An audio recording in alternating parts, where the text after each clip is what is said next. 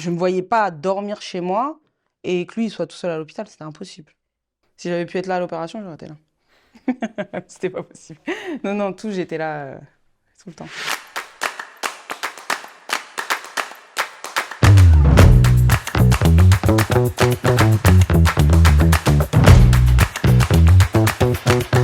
Salut, fais-moi un petit bisou. En juillet 2022, on m'a diagnostiqué un cancer des testicules.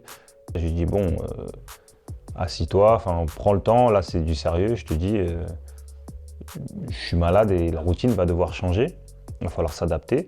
Quand il me l'a dit, j'ai pas compris.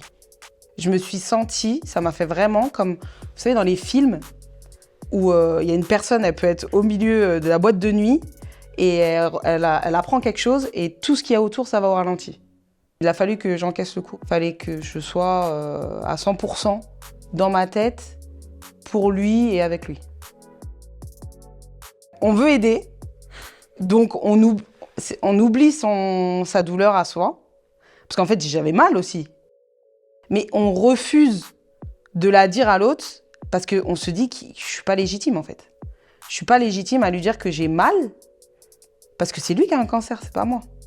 Et puis comme il y avait les enfants, ils n'étaient pas au courant non plus, ça a été dur. D'éviter de pleurer, ça c'est un grand challenge aussi pour moi. À rater.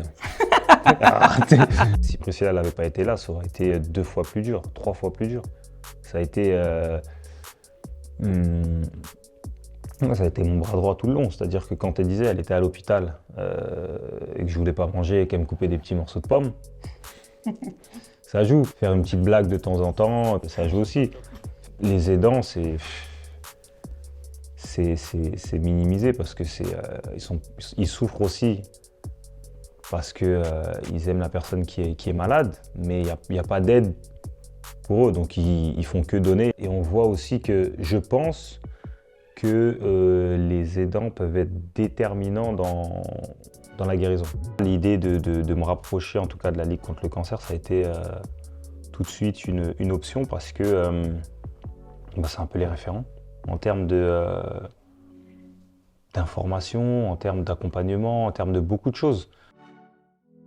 Ces gens qui viennent vers toi et qui te disent « je connais, je l'ai vécu, t'inquiète pas, ça va aller », moi je sais que ça m'a beaucoup aidé.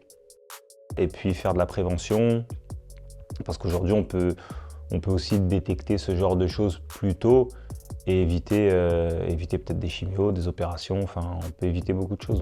On voit, on suit, donc voilà. Maintenant c'est bon, le pire est derrière nous. J'espère, voilà. En tout cas, j'espère. Et donc aujourd'hui je suis guéri et tout va bien. N'hésitez pas à partager cette vidéo aux aidants ou aux accompagnants, aux proches malades, à toutes les personnes qui seraient susceptibles d'aider les malades dans ces situations-là. Je suis d'accord. T'es d'accord? T'es d'accord, c'est bon.